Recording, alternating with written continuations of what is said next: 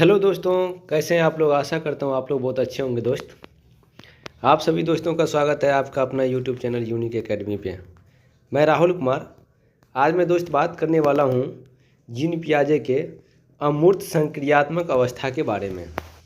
इससे पहले मैंने दोस्त बात कर चुका है इंद्रिय जनित गामक अवस्था, पूर्व संक्रियात्मक अवस्था, मूर्त संक्रियात्मक अवस्था। आज जो बात करने वाले हैं अमूर्त संक्रियात्मक अवस्था के बारे में, जो आप लोग जानते हैं इसका एज है 11 से 15 वर्ष या इससे ऊपर। ठीक है दोस्त, देखिए एक एक चीज़ मैंने दोस्त पॉइंट बना के लाया है जिससे आपको आसानी होगा समझने में और याद करने में। कोई भी चीज़ को आसानी से आप समझ सकते हैं। देखिए एक एक पॉइंट मैंने लाइन अंडरलाइन करके लाया है। देखिए इसका विशेषता क्या है इस अवस्था का, ये भी मैंने लाया है। आपको किसी तरह का कोई दिक्कत नहीं होगा। जहाँ तक मुझे ऐसा लगता है कि आप अगर एक बार इसको देख लोगे तो शायद आपके जहन में बैठ जाएगा। ठीक है दोस्त, मैं दोस्त एक चीज़ कहना चाहता हूँ कि अगर आप नए हैं तो कृपया लाइक, सब्सक्राइब एंड शेयर दबा के कीजिए। ये मेरा आपसे रिक्वेस्ट है, क्योंकि कहावत में है कर भला तो हो भला। मैंने आपके लिए इतना मेहनत कर रहा हूँ, क्या आप भी मेरे लिए एक लाइक, सब्सक्राइब और शेयर नहीं कर सकते हैं? ज़रूर कर सकते हैं दोस्त, क्योंकि हम लोग का कहना है कि बी पॉजिटिव रहिए, बी पॉजिटिव सोचिए, अब बी पॉजिटिव ही हमेशा मिलता है कोई भी चीज़। ठीक है, चलिए ज़्यादा समय न लेते हुए दोस्त अब मैं चलता हूँ अपने बातों पे, जो मेरा मेन मुद्दा है। तो चलिए अब बात करते हैं अमूर्त संक्रियात्मक अवस्था, फॉर्मल ऑपरेशनल स्टेज।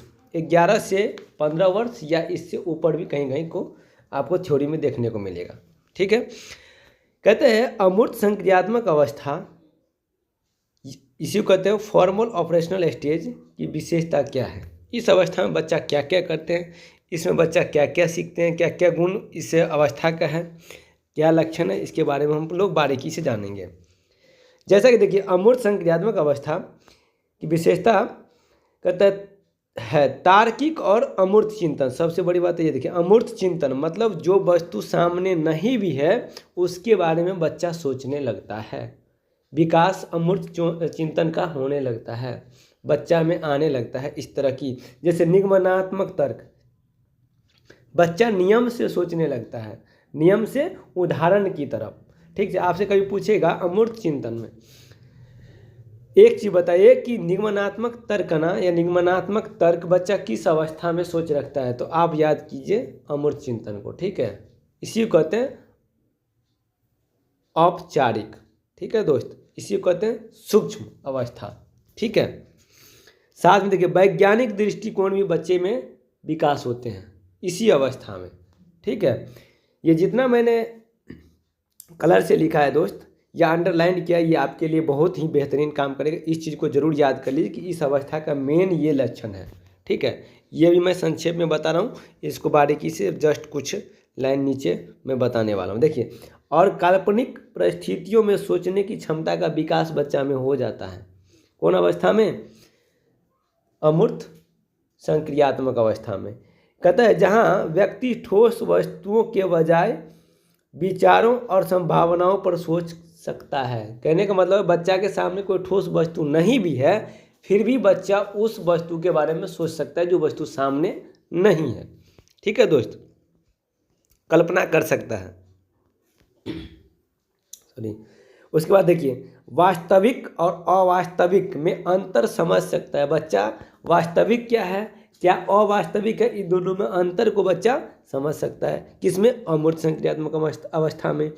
और व्यवस्थित, ठीक है, और व्यवस्थित रूप से कहता है समस्या समाधान केंद्रित सोच विकसित करता है। सही बात है, समस्या का समाधान कैसे करना है, किस तरह से करना है, इस तरह की सोच बच्चा में होने लगता है। वो भी इस अवस्था में बच्चा अच्छा से करने लगता है, जो पियाजे के सिद्धांत की ये अवधि है। कौन सा? अमूर्त संक्रियात्मक अवस्था।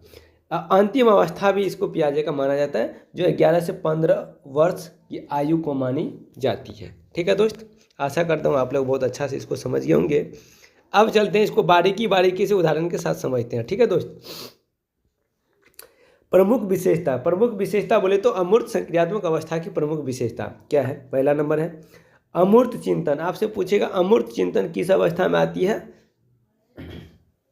सॉरी, तो अमूर्त चिंतन अमूर्त संक्रियात्मक अवस्था में सॉरी।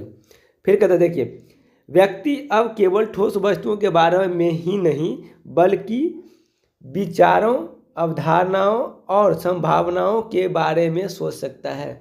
मतलब है कि अमूर्त चिंतन बच्चा जरूरी नहीं है कि बच्चा के सामने रहेगा तब। अब बच्चा जो वस्तु, जो ठोस वस्तु सामने नहीं भी है, वो हमसे दूर है, उसके बारे में भी बच्चा सोचता है। ठीक है, इससे पहले मूर्त था, मतलब घटनाओं और वस्तुओं के सामने देख के सोचता था। अब ऐसा नहीं है, अमूर्त में जो सामने नहीं है उसके बारे में भी बच्चा सोचने लगता है।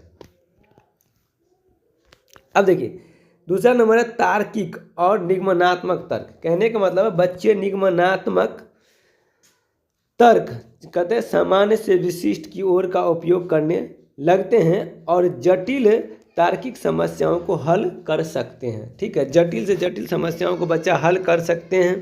ठीक है, और सामान्य से मतलब नियम से उदाहरण की ओर बच्चा सोचते हैं। कौन अवस्था में? अमूर्त संक्रियात्मक अवस्था में। इसी को कहते हैं सामान्य से विशिष्ट। अगर इसका उल्टा रहता दोस्त कि विशिष्ट पहले रहता और सामान्य रहता तो आ जाता क्या? उदाहरण से नियम की तरह।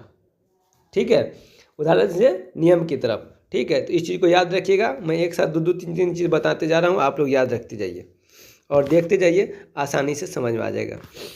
तीसरा नंबर दोस्त यह है वैज्ञानिक दृष्टिकोण। देखिए, वे परिकल्पनाएं, हाइपोथेसिस कहते हैं, बना सकते हैं, उन्हें व्यवस्थित रूप से परख सकते हैं और समस्याओं के लिए व्यवस्थित तरीके से समाधान ढूंढ सकते हैं।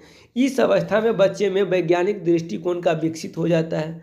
वो किसी भी चीज़ को व्यवस्थित रूप से परख सकते हैं। ठीक है, एक तरीका से कर सकते हैं। समस्या का समाधान करने के लिए समाधान ढूंढ सकते हैं, समाधान पे विचार कर सकते हैं। ये इस अवस्था में देखने को मिलता है, जिस अवस्था को कहते हैं अमूर्त संक्रियात्मक अवस्था। ठीक है दोस्त, अब मैं चलता हूँ, अगला 4 नंबर है। देखिए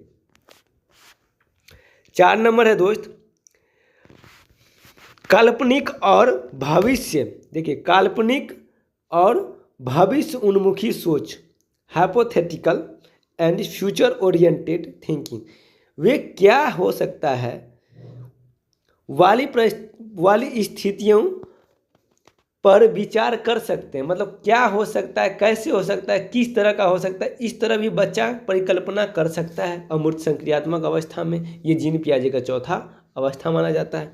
ठीक है, इस पे बच्चा भविष्यवाणी भी अपने स्तर से कर सकता है। जैसे देखिए साथ में दिया, और वर्तमान से परे संभावना। देखिए, वर्तमान से परे संभावनाओं का पता लगा सकता है कि वर्तमान में क्या हो रहा है, किस तरह से हो रहा है, कैसे हो रहा है। मतलब इस तरह के बच्चा सोच सकता है।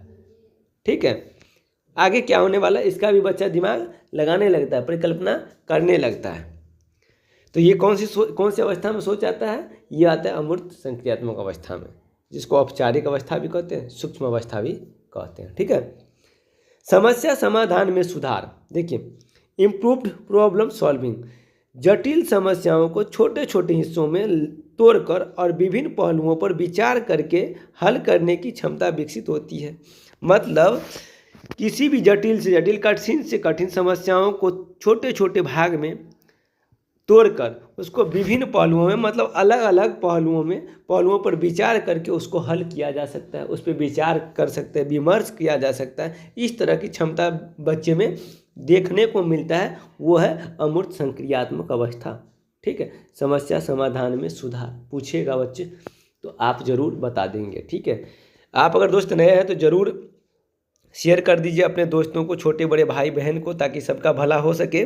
और इस तरह के वीडियो मैंने बहुत सारा डाल चुका हूँ। ठीक है, जैसे मैं EVS का कंटेंट बहुत सारा मैंने डाल दिया है, हिंदी का पेडागोजी डाला है, मैथ का पेडागोजी डाल दिया है। ठीक है, बाल विकास का बहुत सारा टॉपिक मैंने डाल दिया है, आप जाके देख सकते हैं। जैसे NCF हो गया, NCF 2005, NCF 2022, NEP 2020, RT 2009, RPWD act 2016, समावेशी शिक्षा, कोठारी आयोग, बहुत सारे इंपॉर्टेंट टॉपिक मैंने डाल दिया है दोस्त। अगर आप जाइएगा तो आपको हर टॉपिक मिल जाएगा। जो कहीं नहीं मिलेगा वो इस चैनल पे मिलेगा और आराम से आप समझ सकते हैं। उसको हो सकता है तो आप नोट डाउन कर सकते हैं, नहीं तो 1 से 2 बार प्ले करके देख सकते हैं, आपका अच्छा खासा रिवीजन हो जाएगा मेरे प्यारे दोस्त।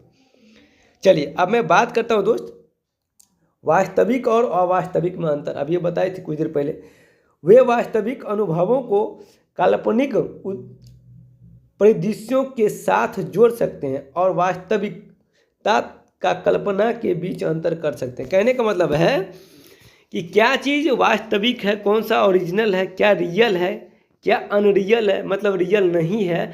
इसमें भी बच्चा दोनों के अंतर को परख सकता है, समझ सकता है। इस तरह के बच्चे में विकास देखने को मिलता है। यह है अमूर्त संक्रियात्मक, मतलब कौन सा चीज़ सही है, कौन गलत है, इस तरह का डिसाइड बच्चा करने लगता है।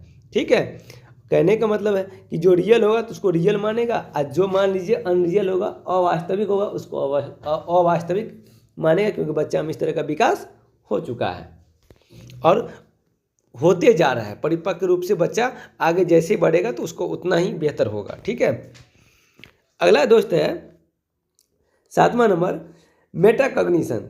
ठीक है, कहता है अपनी स्वयं की सोच प्रक्रिया के बारे में सोचने, मतलब सोचने के बारे में सोचना की क्षमता का विकास होती है। मतलब खुद हम क्या कर रहे हैं, कैसे कर रहे हैं, ये कैसे ये होगा, ये किस तरह से होगा, इस तरह की सोच भी बच्चे में विकसित हो जाने लगते हैं अमूर्त संक्रियात्मक अवस्था में। अगर कुछ खुद से गलती हो गया तो क्यों हुआ, किस तरह से हुआ, मतलब अपने सोच पर ही सोच करने लगते हैं। ठीक है, इस तरह का विकसित होती है अमूर्त संक्रियात्मक अवस्था में। ठीक है दोस्त, इसका संक्षेप में दिया हुआ है दोस्त। संक्षेप में यह अवस्था व्यक्तियों को अधिक परिष्कृत, देखिए परिष्कृत, व्यवस्थित और अमूर्त स्तर पर सोचने की क्षमता प्रदान करती है, जो उच्च स्तरीय संज्ञानात्मक कार्यों के लिए महत्वपूर्ण है। सही बात है, अमूर्त स्तर पर सोचने की क्षमता को प्रदान करती है, मतलब आपको एक परिपक्वता की ओर ले जाता है। आपको किसी चीज़ पर सोचने की, मतलब एक सटीक रूप से, बेहतर रूप से आप किसी चीज़ को समझ सकते हैं, सोच सकते हैं, परिकल्पित कर सकते हैं। इस तरह की विकास देखने को बच्चे में अमूर्त संक्रियात्मक अवस्था में देखने को मिलता है, जो जीन पियाजे का चौथा अवस्था है। ठीक है दोस्त, आशा करता हूँ आप लोग दोस्त समझ गए होंगे। और कुछ देखना होगा तो इससे रिलेटेड टॉपिक आप जाके यूट्यूब पे देख सकते हैं, इस चैनल पे दिया हुआ है। प्लीज़ आपको अगर कुछ थोड़ा भी फ़ायदा हुआ तो ज़रूर लाइक, सब्सक्राइब एंड शेयर कीजिए, ताकि दूसरे भाई बहन को भी फ़ायदा हो सके, कोई एक नंबर से भी ना छूटे दोस्त। मेरा यही एक ही कहना है, think be positive, keep in your be positive. कभी भी आप रहिए बी पॉजिटिव में, सोचिए बी पॉजिटिव में, हमेशा आप बी पॉजिटिव ही मिलेगा, ये नियम है। ठीक है।